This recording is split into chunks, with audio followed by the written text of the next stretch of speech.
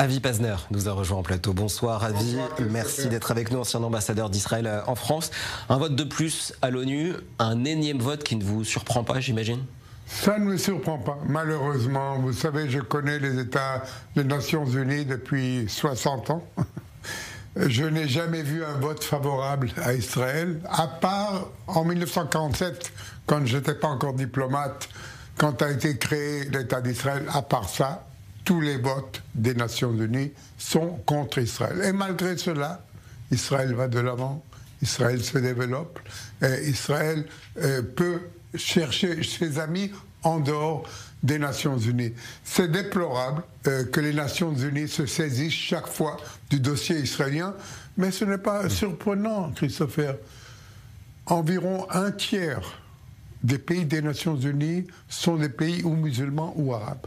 Vous avez là une majorité automatique contre Israël. Et quoi qu'il arrive, quoi qu'on dise, quoi qu'on fasse, on sera toujours une minorité aux Nations Unies. Donc il faut trouver d'autres moyens, d'autres amis, d'autres moyens d'aller de l'avant. Ce que nous faisons, il y aura un autre vote, c'est bien, nous ne l'applaudissons pas, nous ferons ce que nous devons faire. J'imagine que vous avez aussi lu ou vu passer cette lettre que Mahmoud Abbas a écrite à Emmanuel Macron.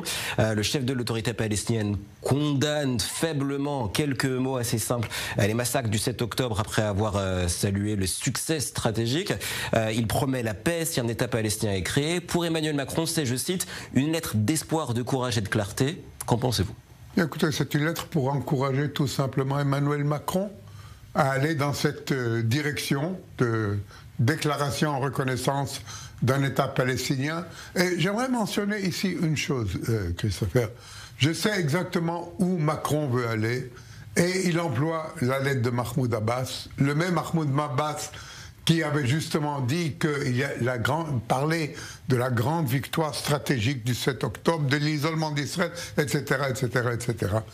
Mais il faut que les gens qui considèrent ce vote doivent penser qu'en Israël, nous avons aujourd'hui, après le 7 octobre, 85% de la population qui est contre l'établissement d'un État palestinien, tout simplement à cause du danger que cela pose à la sécurité d'Israël, c'est tout. Ça n'a rien à voir avec si on aime ou si on n'aime pas les Palestiniens. C'est un danger pour la sécurité et à long terme, l'existence de l'État d'Israël. Donc, nous ferons tout ce que nous pouvons pour empêcher que cela ne se produise. Et Mahmoud Abbas pourra écrire toutes les lettres qu'il voudra. Et Macron pourra amener tous les votes qu'il voudra. Nous, encore une fois, nous irons de notre chemin. Et ce qui est pour nous la plus importante de toutes les considérations, et la sécurité et la pérennité de l'État d'Israël. C'est cela que nous poursuivons. Vous y croyez à cette reconnaissance par la France d'un État palestinien la semaine prochaine à l'ONU, où Emmanuel Macron fera marche arrière, notamment face à la pression des États-Unis qui ont conseillé les pays de ne pas participer à cette conférence à l'ONU? Eh bien, je ne peux pas vous dire, je ne suis pas prophète. J'espère, je ne peux qu'espérer avec vous, Christopher, j'espère qu'Emmanuel Macron fera marche en arrière. Parce que je crois qu'il faut couper à ce qu'on appelle la mélanchonisation de la politique d'Emmanuel Macron. Ces derniers mois, c'est vraiment quelque chose d'inimaginable. Moi qui étais ambassadeur en France, je n'aurais jamais cru que la France allait vers cette direction et que Emmanuel Macron, qu'est-ce qu'il pense? Entrer dans l'histoire comme un ennemi du peuple juif? C'est ça qu'il veut? Non! Donc il a encore une semaine pour faire marche arrière. Espérons ensemble qu'il le fasse. On verra la semaine prochaine, on continuera évidemment à suivre tout ça. Un mot aussi, Avi Pazner, de cette demande de Benjamin Netanyahou aux États-Unis de faciliter les négociations avec la Syrie.